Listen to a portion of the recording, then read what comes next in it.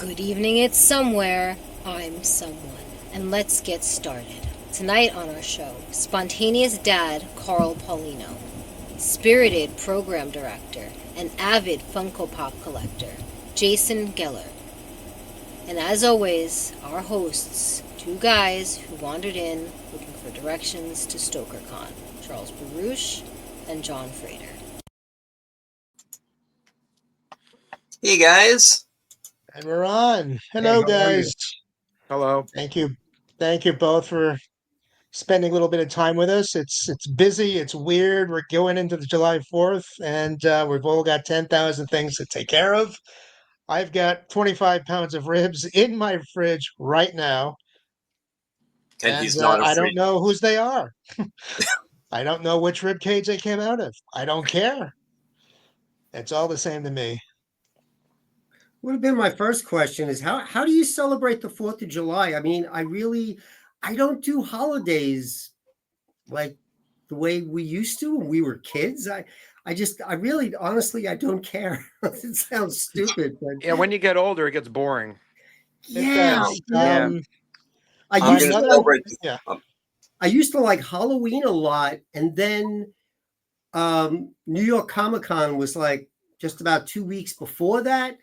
And it was just so much more fun than Halloween. So I kind of gave up on Halloween. But Halloween is kind of my house all year round, because the house we've got witches and bats and ghosts all over the place. You know, we've got a black cat, we've got everything. We have a fireworks guy that insists on celebrating 9 o'clock 2 or 3 times a week. I'm told other places have similar characters going around. And my parents for like 30 years went away for July 4th because my mother reacts badly to sudden noises. And so they always went to Mohonk Mountain House in New Paltz, New York. And they got their time out of the house. We got time away from them. It was awesome. Yeah, that's close to me, about 30 miles away, 30 minutes away from the Mohonk House. Very cool. Yeah. See, for me, the holidays are a little different. I was in catering and then I was in IT, so those are days to get other work done. And holidays for me were spent with, raising all my kids. So I was just doing trick or treating for 90 years, and now I'm back at it again. So. How many kids? There's 7. Really? Yeah, I got married young and raised her 3 that were 6, 4, and 2. And then we had twins together, both girls. Then we adopted a baby with Down syndrome, who's 13 now, a girl. The divorce, and then a new girlfriend and a brand new baby girl who's 6 months in about a week and a half. Oh, okay, you win. I give up. Goodbye, everybody. Good night. Good night. That was it. Well, you're a man among men. The next market for us, What's that? The next market for us. These are the people who are going to read your books. They're going to watch his movies. Somebody's got to build that next generation. You are doing your job. I'm leaving my legacy and a girl dad at the same time. So, yeah, that is impressive. I had 2, and man, it wrecked me. Yeah, no, you know what? I love family. I love kids, and one of my stepsons calls me dad, and that's great. Came around for Father's Day, had a really great time. All my girls came, so shot some pool, had a barbecue. There you go. Nothing better than that. I got a cool Hawaiian shirt out of it, so Nice. Ooh. Yeah, that's my thing. I wear Hawaiian shirts. I have a whole closet of them every day. We can see. Not now. I have a Batman shirt on, but Ah, well. I'm on paternity Luau leave, at your place next year. I get it. Yeah. I got this for Father's Day. It's a little guy, cool. And his face changes. Nice. So that's the little things, right, Carl? Yes, it is. Are you kidding? It means I was remembered. Yes, absolutely. Yeah. I'm not big on cards. I do give cards, but it just seems to me like, a card. Oh, good. Thank you. And then it goes in the, recycle, hopefully. Fire pit. Yeah, fire pit. I'm good with cards. my girls gave me a nice card, said, how much I taught them that they were loved. So that kind of meant a lot with the divorce and everything. So, I'll take that one, put that on the mantelpiece. Oh, okay. Well, divorce happens. I'm guilty Yeah, of after divorce. 20 plus years, it was rough, but I rebounded stronger. So got back to writing, new relationship, dad again. So Wow. yeah. Rocking and rolling. That's it. I vote for Jason. For what? Whatever, you can do it. You're still alive. All right, cool. Thanks. I vote for Carl for his Father's Day present because that's pretty cool. Thank you. Yeah. I remember many years ago, I'm sitting in the office talking to one of the guys who works for me, and the guy I was working with comes by, and he overhears one of us say, "Once there's more of them than you." And he's like, "I didn't think you guys were racist." I was like, "No, kids. We're talking about once there are more kids than adults in the house. Once there's more of them than you." Never have any more kids than you have arms. That's what I was told. But, Yeah. Funny how that works. When I had the twins, I already reached my max. So, it's like, okay. That was pretty cool. No. So we actually covered a bunch of stuff. That's kind of cool. When it's spontaneous like that, and I can sit back and you guys will interview each other. Yeah, I'm really appreciative of the interview. So thank you guys. Yeah. Well, we don't get spaces unless we make spaces, and that's kind of the nature of what's going on in the horror community. We've got to find places for each other.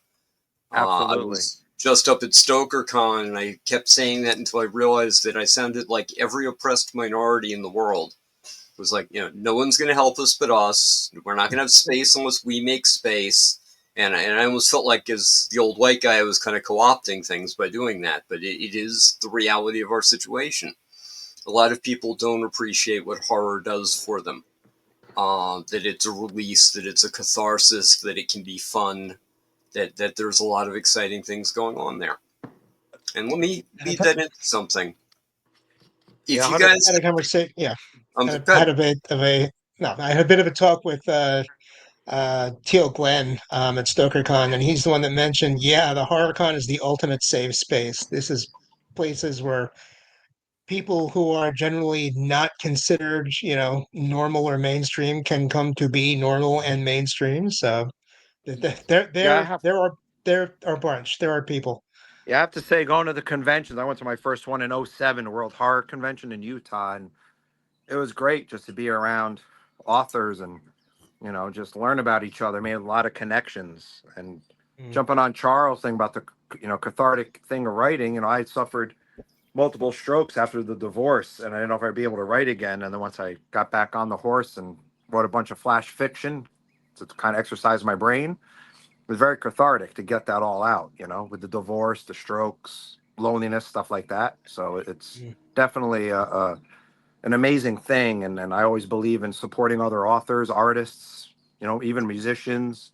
Just, we all got to be here for one another. And I just get tired of the bullshit sometimes. I'm going to be honest with everyone. Some people just railing against everyone else. It's not the way a community should work, should all be there for each other. Yeah. So, Carl, rumor has you've been at a convention or two. Yeah, I've been to multiple. I've been to Horror Find in Maryland, in Baltimore. I've been to they had one in Gettysburg, which was pretty cool. I haven't been to many lately because once we adopted the baby with Down syndrome, I was a stay-at-home dad, so I spent most of the time, with taking care of my daughter and kind of put writing and conventions on hold. But now I'm looking to, start going back to them, It's a tradition. I bring my daughters to the conventions with me, Yeah. Nice. Break them in, Yeah. I mean, my 12-year-old, wanted to knock Jigsaw off his bicycle at the Connecticut HorrorCon, She's like, give me that. That's my bike. I'm like, oh my God, here we go. Game on. I was all about conventions when I was in college because I had money and I had time. Right. And then I did nothing for 30 years. I didn't write, I didn't game, I didn't do much of anything. And about 12, 15 years ago, I reconnect with a bunch of these people and I realized, what the hell am I doing? Let's start writing and let's start gaming again. And so I've been doing it pretty consistently ever since. Yeah, that's awesome. Even when I wasn't writing, I was still putting out like a short story here or there just to stay current in the waters, so to speak. A friend taught me that. He's like, you don't have to release a novel, but do a short story or something here and there, an anthology, so everyone knows you're still like around. So yeah, that kind of helped out a lot. And when I came back, everyone was like, "Oh, welcome back."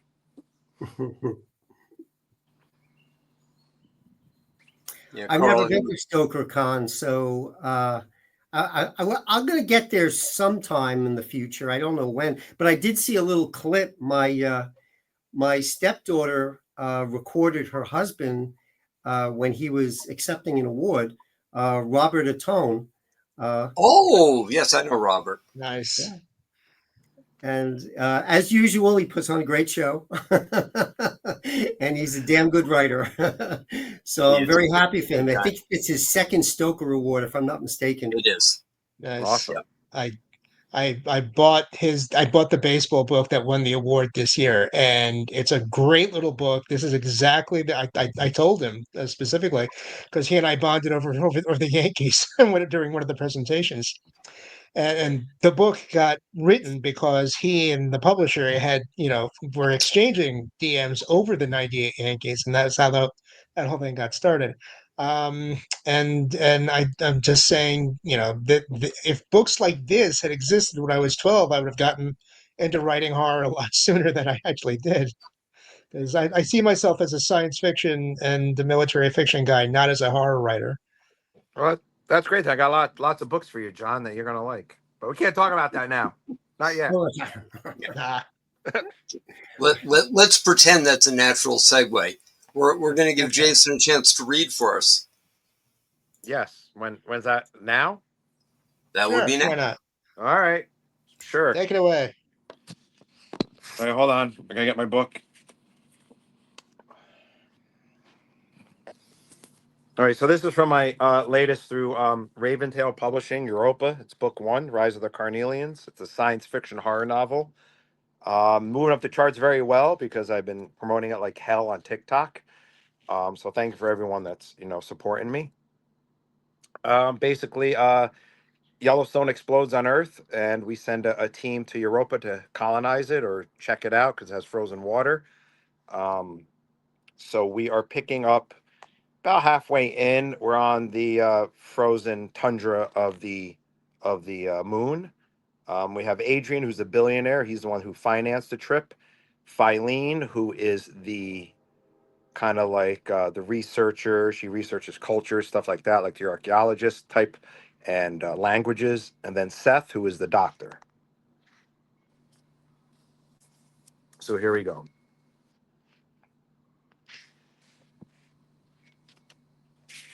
They hid within the cave's maze-like walls and crevices. They attached themselves to the ceilings, balling their bodies into tightened fists of razor-sharp claws and teeth, ready to devour prey with one swift attack. They had their unsuspecting prey surrounded. The swarm of blue laid in perfect silence, their white teeth glowing in the darkness, covered in a slimy, saliva-like residue. Their calm eyes rolled over with murderous haze. Now is the time. Seeing nothing to worry about, Filene turned around to face Adrian. It's just the two of us in here. Jesus, be careful. Adrian caught sight of the ledge that Filene was approaching. Watch your step. She had little time to heed Adrian's warning. Her left foot landed awkwardly on the ledge, crumbling the moon rock beneath her weight, sending the French scientist tumbling down to the black hole below. Filene! Adrian struggled to reach the ledge. His leg was starting to throb, and his medication was wearing off.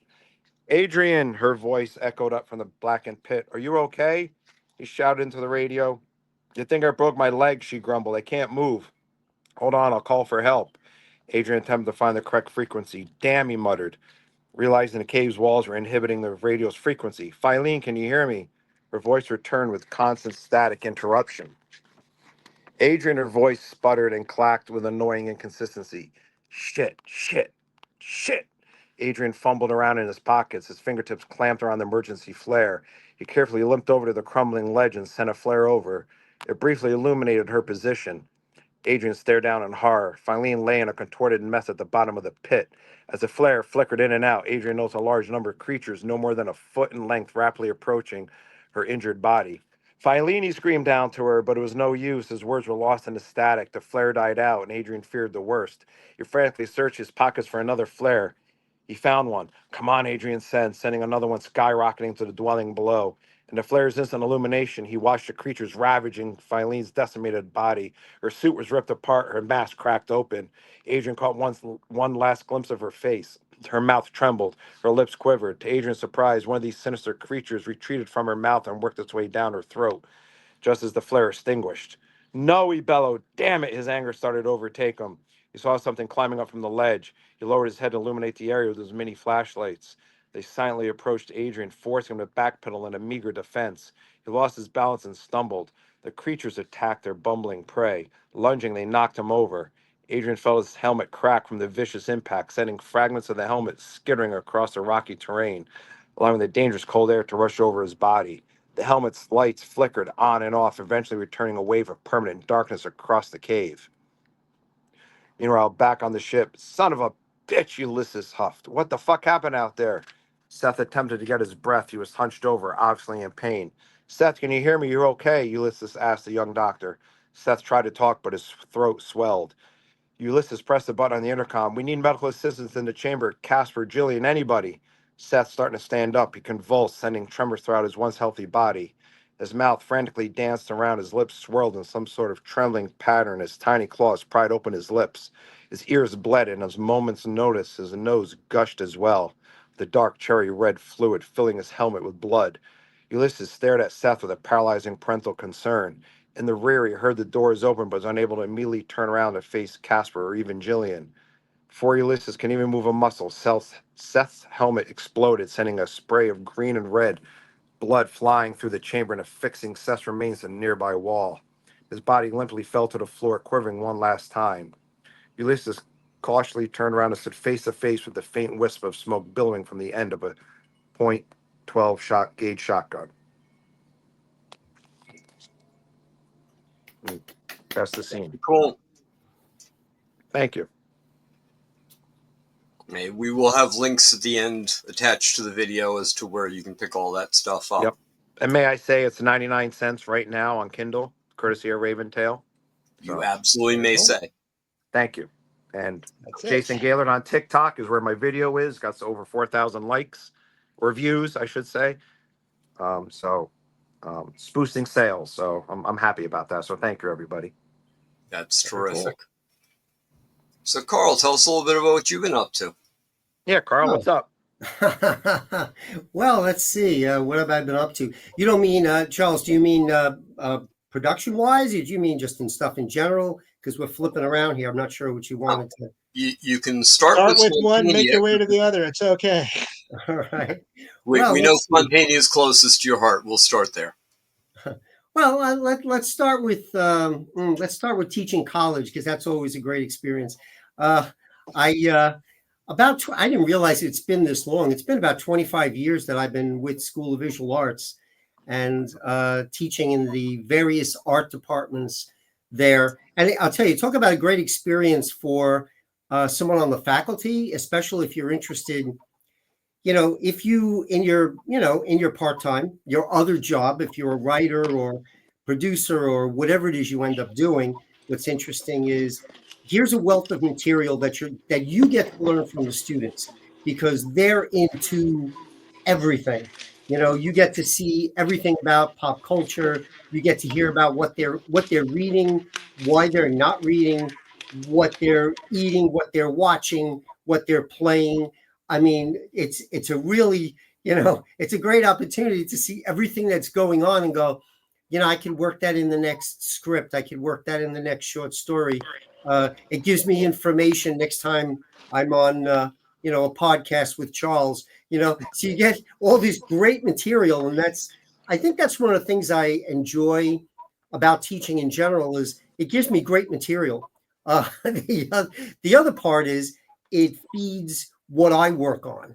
So it keeps me, I'd like to believe it keeps me connected to the pulse of what, our audience is interested in. And that's primarily in people that are, I would call them young adults into early 20s, because that's your college audience. And I think without knowing it, they're feeding me way more information than I could possibly feed them, which is the other thing that's important to me, is to is to give them that opportunity to learn from my 40 years in the entertainment industry. You know, if somebody talks about something they're doing that they want to pitch to a TV series, to a network, or to a studio, I've got all sorts of stories. I got all sorts of information.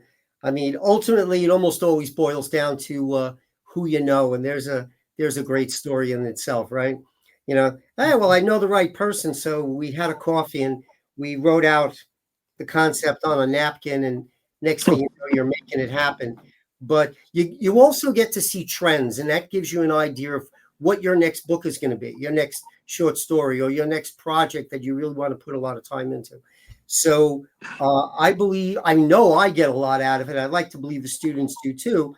I guess the most frustrating part about teaching college in general is when you can clearly see where the student is going wrong, and you want to shake them and they won't listen. No matter what you do, it's like, no, I'll do it this way. But it can't, there's no way that can possibly work in your favor.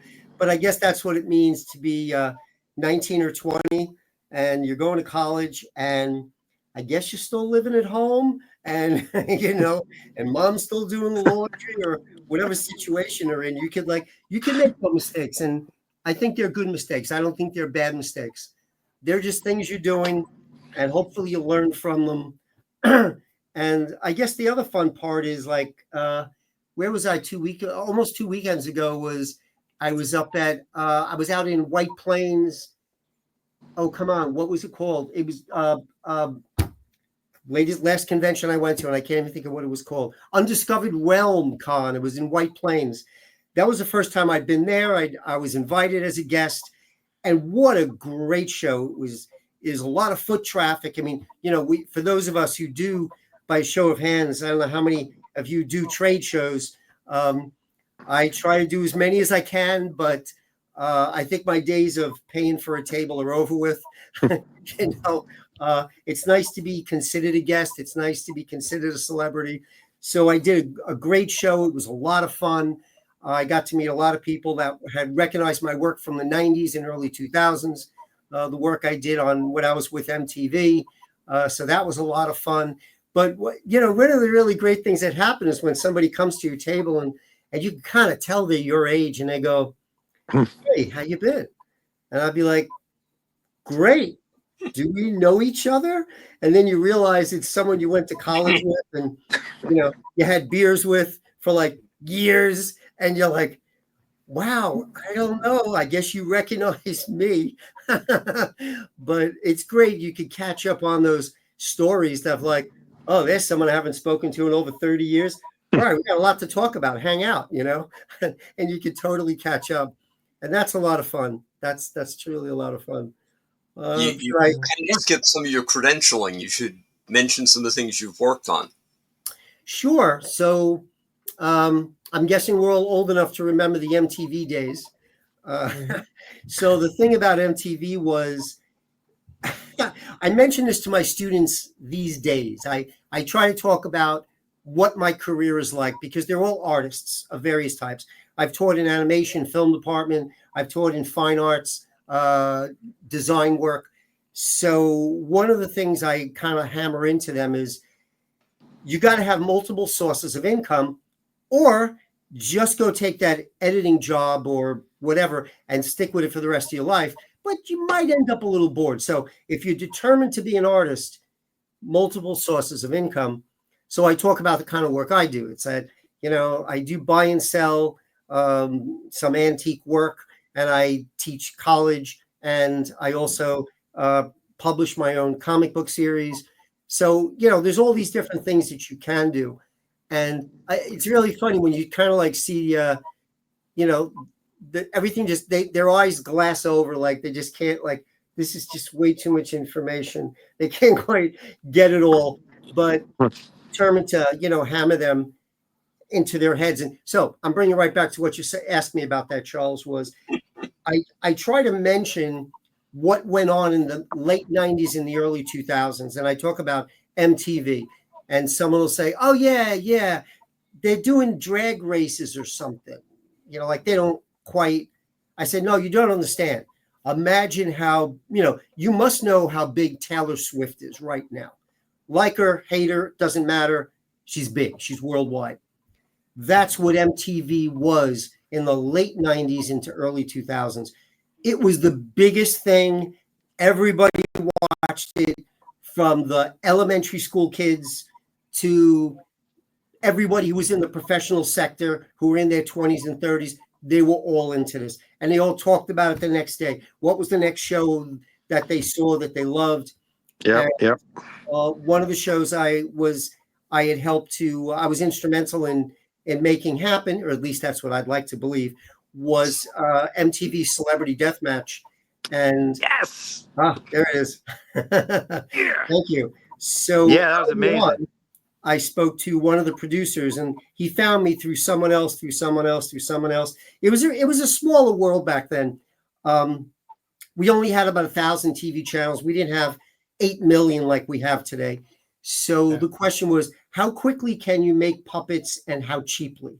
And that's kind of like, that was the launch of the next 5 years or so of making hundreds of stop motion puppets for Celebrity Deathmatch. And I also did something on, what did they have? Liquid Television was something. And I remember that. Another show, Adult Swim. Mm-hmm. I did something for the Video Music Awards. So VMAs. I got to work. Yes, I got to work a little bit with Jimmy Fallon, who is just a straight up awesome guy. He could like sit down with you and just talk to you like you're a real person. And he's local from Peekskill, I think, right? Yeah, he was from upstate, and which is right by me. It's like 30 minutes away.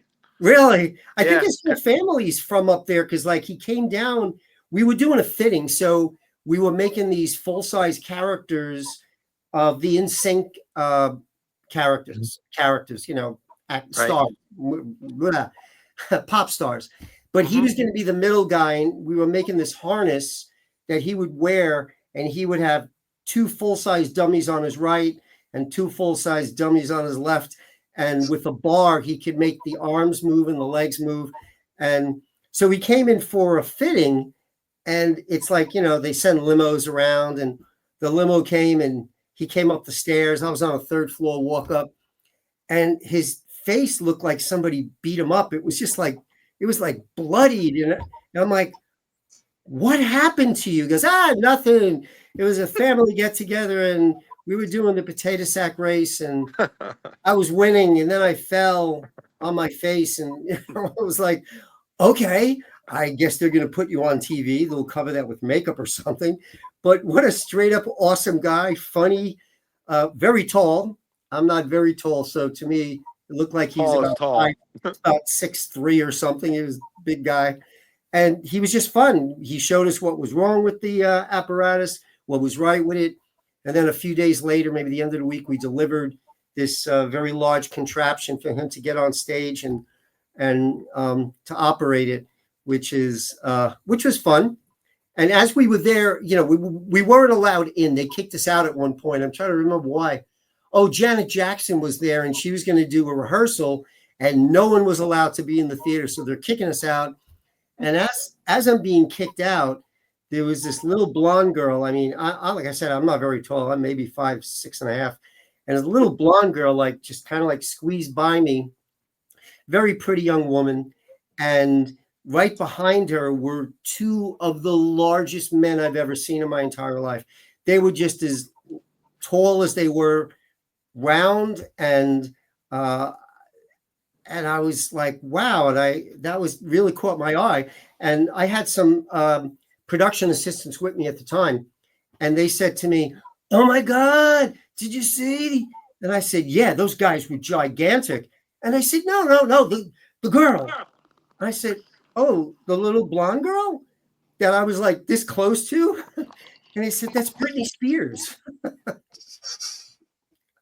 But hey, I look at the big scary guys first, So I was just like, all right, they told me to get out, I'm out.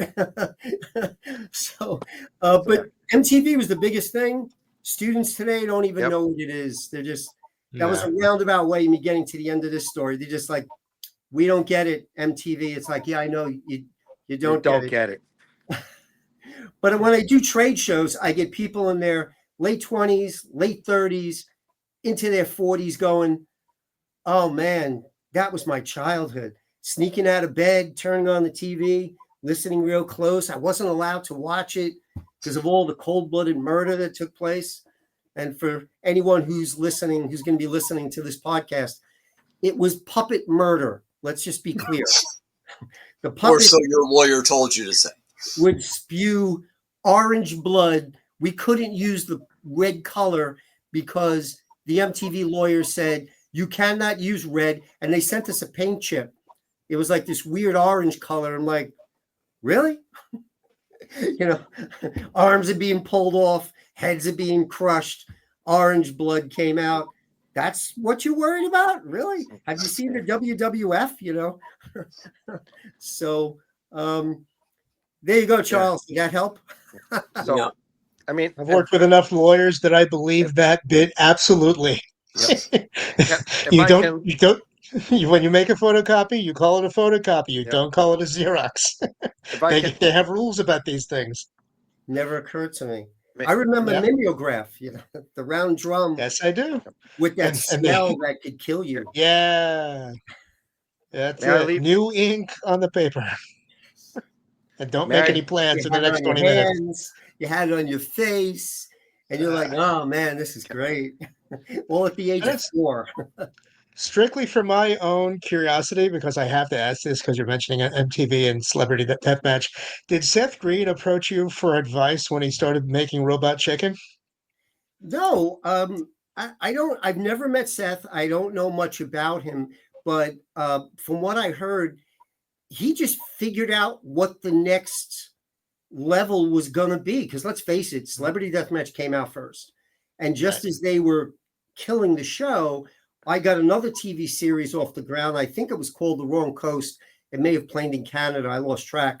And the same animators who I became good friends with, who were working on MTV Celebrity Deathmatch, they all, they were like, hey, we're out of work. And I said, well, come work for me. And then we put together a whole production. They worked on my show. Then we ended after one season.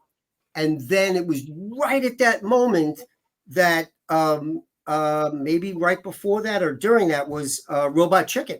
And then they all upended from New York City and they all flew to LA and they worked on Robot Chicken for like the next 6 years. They're all over the place now. One of my friends, Matt, who's an amazing animator, he worked on my short film that I produced with Mark Hamill called The Halloween Prankster. And Matt did like almost all the animation on that single-handedly. I was literally flying him out from California to New York. He would work during the day and then go visit friends and everybody he knew on the East Coast. And then he'd fly back out to go work on Robot Chicken for, a month or two until I could afford to bring him back again. And so it was a thing. Yeah, no, Robot Chicken, I think they figured out what the next step was, which you would think like, oh, this is like a no-brainer. You just take it to the next level. You make it crazier. You make it weirder. But then soon after that, MTV in their infinite wisdom decided we're not going to do animation anymore. And they just closed the whole floor. And no more music videos. Yeah. Well, I think there was a lot of things going on about the music videos. I think it had more to do with like Napster and other streaming LimeWire, services. Kazaa, all that. Everybody was just getting all the film, all the music they wanted for free. So the record companies, and this is my understanding, it could be wrong. That's my disclaimer to the lawyers. It's my understanding that why would a record company put that much money? Because some of those music videos, they spend $200, $300, $400. Oh, absolutely. Yeah. I mean, they were well produced. They were MTV world premiere video, with Matt on the Headbangers Ball or Adam on his top 10, is like, here you go. New Madonna, new Metallica, new whatever it was that you were like, yeah, I can't wait for it. And then all of a sudden it's like, oh, Where we're are just they? giving you, this. There was one music video. It was that Fallout Boy did, and is it Sweetie? You're going down or something? Yes. Yeah. Had Yeah. the You're going. antlers? Yeah. Yep. Yeah. You want to see the antlers? I can show you where they are. Oh, cool. They're up there. Wait, There you go. I see them. Yeah. So I made the headdress for the actor to wear. It was a fake hairpiece and foam rubber antlers, and we taped it to his head, and he wore it for the entire music video. And you killed him and hung his scalp up on your wall. yes, that's what we did. Yep. Which just brings us right back to your horror subject matter. Yes. If I'm able to jump off a chart of Carl's college stuff, Yeah. I was talking. I got asked to talk to high school students about writing, and the way I write, I don't do outlines unless it's historical fiction, which I love because I'm a history buff. Otherwise, I just, as a film media major from New Paltz up here in New York, I kind of film each scene in my head, and then I write it. I just don't write to write. I don't believe in that. I rather write and have it mean something. So I was talking to the class. I'm telling them, and to jump off of Carl's idea of what he does. Like, ideas are everywhere. There are seeds everywhere, right? So, like, one kid works in a brewery, and one kid it was pajama day at the school. He was wearing a Scooby-Doo pajama, and another girl is like wearing a lot of perfume that's annoying everybody. So I'm like, right here, I have 3 story ideas. And they're like, well, what do you mean, Mr. Gehlert? I'm like, well, okay. I'm like, the girl who's wearing the perfume infiltrates the school's, ventilation system, turns everyone into zombies. The kid who's dressed as a Scooby-Doo in the pajamas, who's also a parkour specialist, he's the one that's going to save everybody, And like, wow. And like, and the guy that works in a brewery, he's going to work like in a Starbucks, and he's going to serve Satan a coffee, but he's going to spell his name wrong and call him Stan. And that's going to be like the running joke. And they're just like, wow. I'm like, yeah, there's seeds everywhere. Wherever you look, there's seeds to a story. And that's like the beauty of everything. And back to what Carl was saying, it's like, that's what it is. You just, everywhere you look, there's stories everywhere. And if you're just creative enough to seize that moment, you could just make a story pretty much about everything, So I just wanted to share that on my end. It's right on. I was doing another podcast, and the person who was moderating had asked me. So he was asking me about my comic book series called Spontanea. There's the plug. And the main characters, 2 of the 4 main characters, are high school teenagers, and they're both young women. And what he had asked me was, I thought we were supposed to write about what we know. What do you know about young women? It's like, well, I'm not young. I'm not a woman, And my answer was, well, what am I writing about? Am I writing about what it's like to be a woman, or am I writing about what it's like to be a human being, and you're put in a particular situation, and there are certain circumstances, and everybody's going to act according to, it could be according to almost anything. I mean, it's you're not going to act differently if you are. I think if you were a 4-year-old, you might act differently. But how many times have we heard a story where a 4-year-old gets on the phone, dials 911? I don't think anybody dials anymore. What do we call it? Something different? I know you push buttons, but we used to say dial. Yeah, anyway. They're not buttons anymore either, but that's okay. That's right. I mean, I used to write about werewolves, but I'm not a werewolf. So, there you go. See, that's the point. I'm not an alien on Europa, but it's just like you spitball it. It's not fun. Like, have you heard about this thing called imagination? Yeah, exactly. And the great part about that is because I'm my daughter has Down syndrome, and I run the Down Syndrome Association of the Hudson Valley up in here in New York as a program coordinator. I've been working Down syndrome characters into my stories because they're such unique characters, and that gave me another level to like keep my imagination going. And part of it's writing what you know, but part of it's putting these characters in certain situations where you just want to see them, how would they react, and Down syndrome, the community is they're very protective of whoever they love. Mother, father, sisters, brothers, friends, whoever it is, they're very protective of them. So that's what I wrote in my story. I have a story called Echoes, where a bunch of people, 1980s, they go into a cave, and all hell breaks loose. But the sister her brother has Down syndrome, and she's like, it's her weekend to watch him, so she brings him along. But he's wearing headphones, so all the echoes in the cave doesn't affect him. And then when his sister is getting, assaulted, he comes up and saves her, type of thing.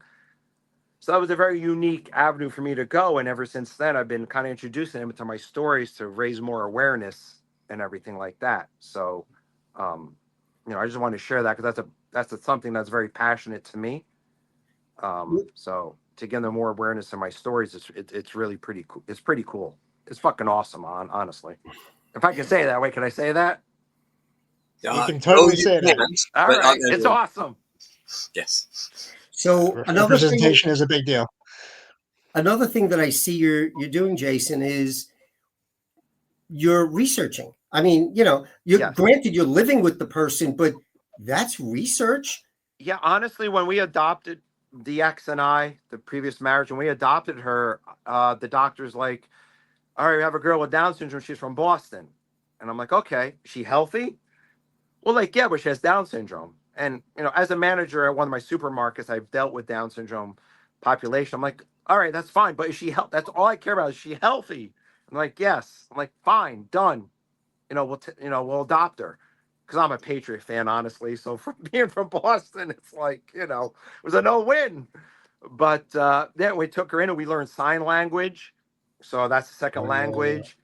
And I stayed home and did all the physical therapy with her. Or we took her to aqua therapy and everything.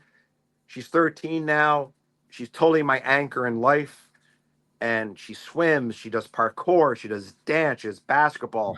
We did flag football. I was a coach on her team. It was just amazing. And it's also amazing to see all these other individuals in my community that go to college and do all these other like amazing things. And they're just sweet people. And I love it. And she's also great with her new sister, Penelope, who's going to be 6 months in July. And I don't know, it's just awesome.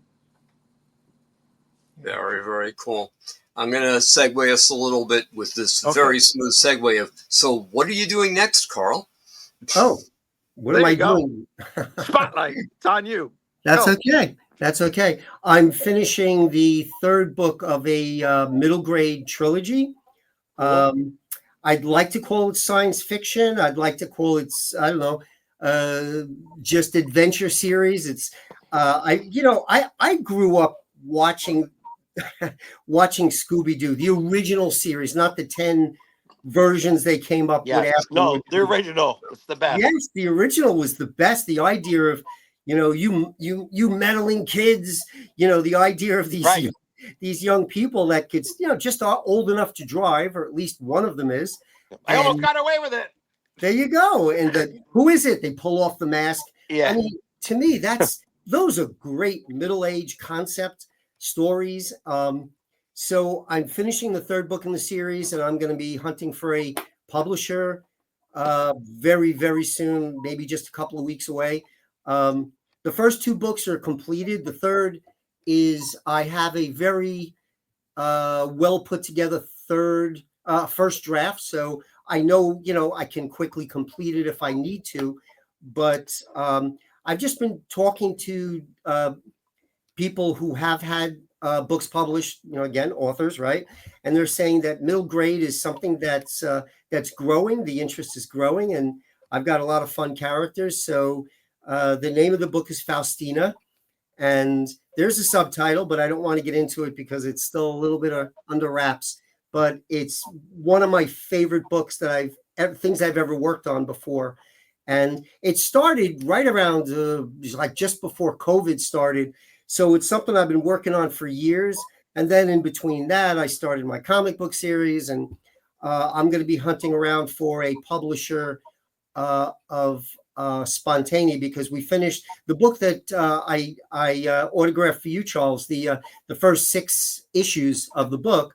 We finished the next 6 issues, so it's a nice 300 plus page paperback.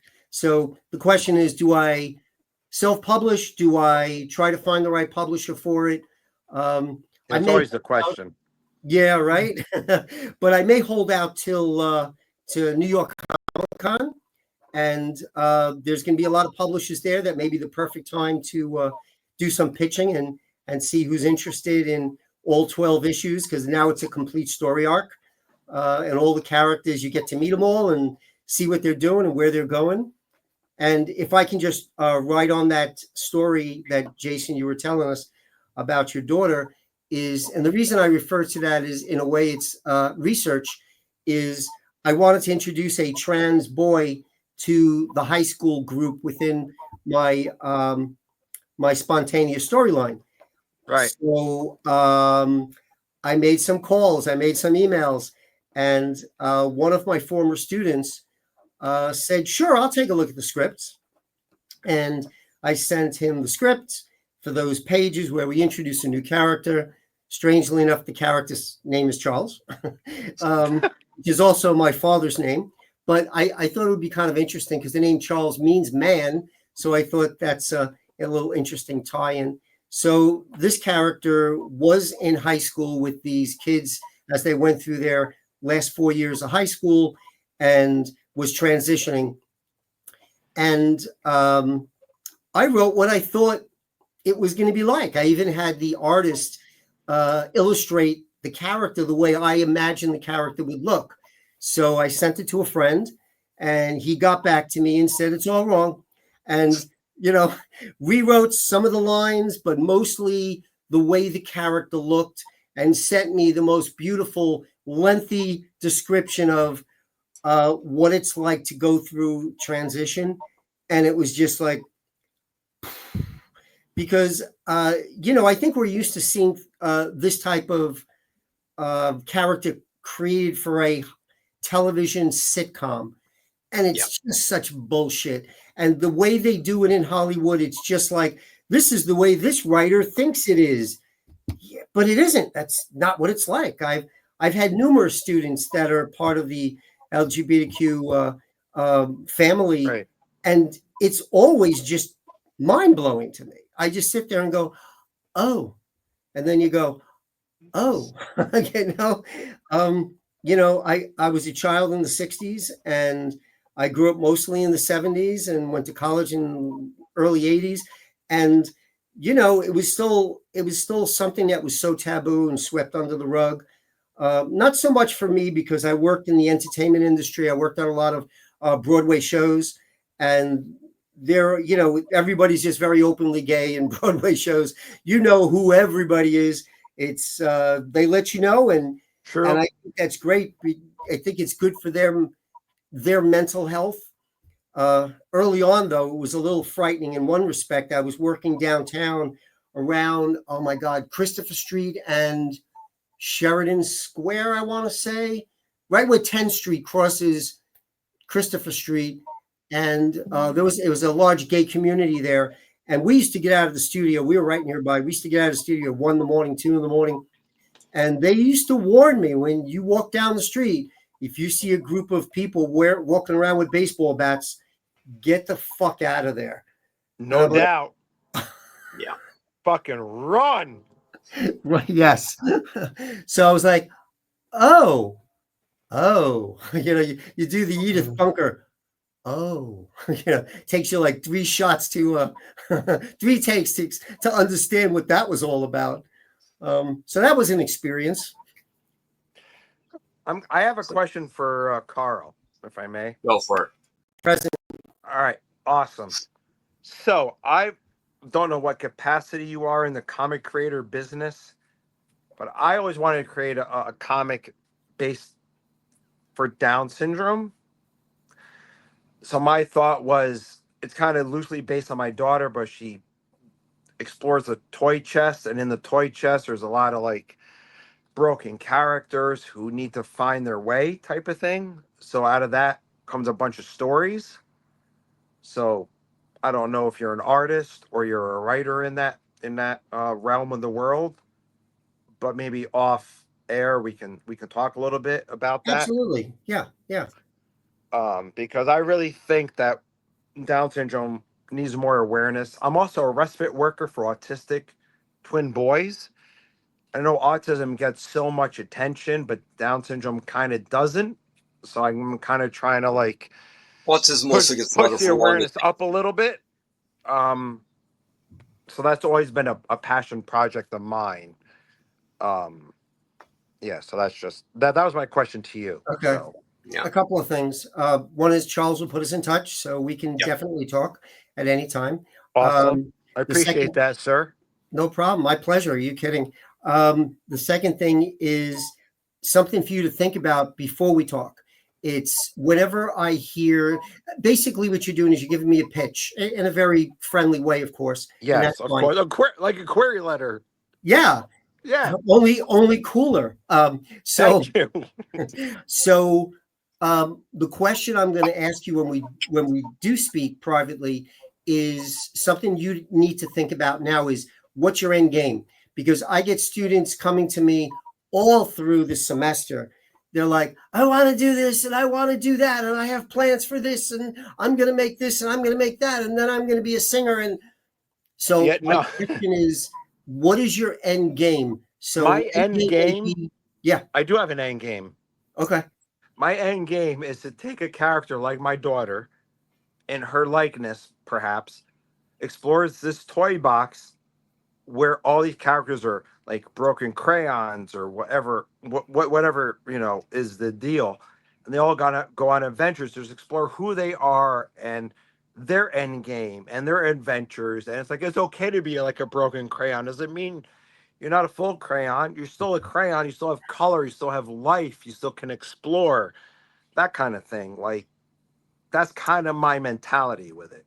Because the Down syndrome, a lot of dads leave, they leave the relationship because like my child is imperfect. And I'm like, well, your child may not be perfect, but neither are you, like I have to work at my writing. My daughter, Kara, has, she works at basketball and she, what? She schooled a bunch of like community youth athletes who were 15 and she was like 9, 10 at the time. She schooled them at basketball. She taught them how to practice. They said it was the most intensive practice they've ever been through. Their coach doesn't even do that type of intensive practice. And I'm like, she's like, just play defense. Just play defense. And I'm like, man, that's awesome. And they told me like she's got better dribbling skills than half our team. And it's just like, that's what I want to convey. Like, you could just go for it. Just do it. Just succeed. Don't let somebody just knock you down for whatever reason. Just do it. And that's kind of my end game. Maybe I think we just missed something in translation. So what you just said is all wonderful. It's all great stuff, but it's all story points. When I say end game, what I mean is after you put a lot of time and effort into creating this book and probably money, are you going to sell it? Who are you going to sell it to? To me, that's the end game. Right. Is what I was referring to. Yeah, I agree with you on that. And it's not an answer now. It's a think about kind of thing. Yeah, it's a think about the kind of thing. I do have thoughts on that, so we can talk off, like stage left, as they would say. Yeah. Yeah. You guys in touch. Yeah, just one quick thing, Charles, just to let Jason know. So I spent almost a year and a half developing my characters, developing my stories before we published our first book. And my end game was ultimate end game is Spontaneous should be a TV series or an animated series. That's my end game. So I got to backward engineer it now and say, how do I get there? And one of them is every time Charles says, be on my podcast, here I am. Yeah, you know what? That's part of my end game in a way, because I'm a film and TV major. So I would love to have, hypothetically, Netflix, not really them, but like have a nice 3-episode, 4-episode Down syndrome cartoon series you know, in that regard, you know, like, yes, that would be my end game, to just get more awareness out there. That's my end game, awareness. Gotcha. Because I Good don't think we awareness have is a good enough one. awareness in the realm of the world that we live in. And we have so many awesome people that do. We have a guy, Frank, who talks on Capitol Hill, for Christ's sake, to Congress on Down syndrome rights and Down syndrome awareness and Down syndrome needs. And it's like, Wow. Yeah. that is awesome. And in my own association that I run as program coordinator, doing the events and connecting new families, we have 2 self advocates who are kick ass, go to college, hold a job, like all that. So I guess my end game would be the next level, like you said, like a series that shows the capabilities that the community has, that we're like everyone else. We got persistence, we have grit, we have fire, we have passion. It's not different than anyone else. Carl, Charles, John, myself. My daughter said, I can't ride a bike. I'm like, Kara, it's okay. You'll get it eventually, just like I keep practicing at writing. I'll be better eventually. You know, it's just like, it's a process. You know, you practice at basketball and you schooled 2 CYA teens who were 13, 14 years old on how to play the game. That was awesome, you know? And you taught them, that you said that the practice that we've done, that was more than they got from their coach, for Christ's sake. You know, that that was awesome to me. I know,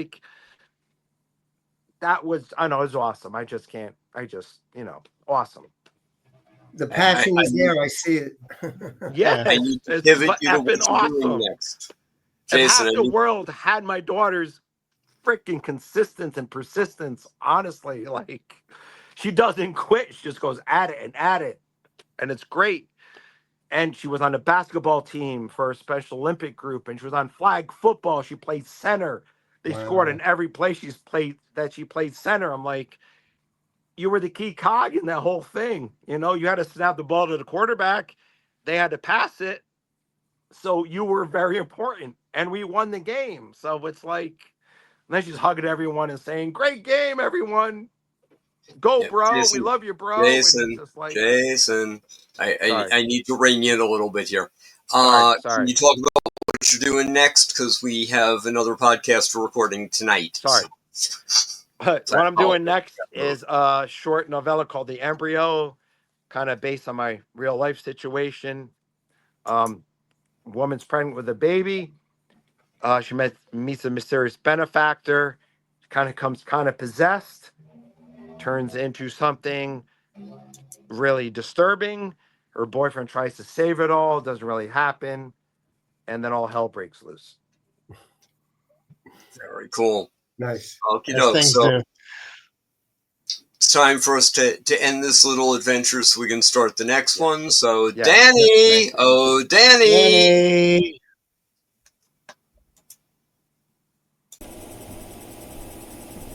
And that's our show. There are links below for Carl Paolino, Jason Gehlert, as well as our hosts, Charles Baruch and John Frater. Upcoming guests will include Brad Miller, Manny Serrano, Lindsay Serrano, and others we can't mention just yet. If you are horror adjacent in books, comics, film, streaming, and want to be on the Horror Words podcast, email drownedrat@horrorwords.com. We would like to thank our sponsor, Raventail Publishing. Good night.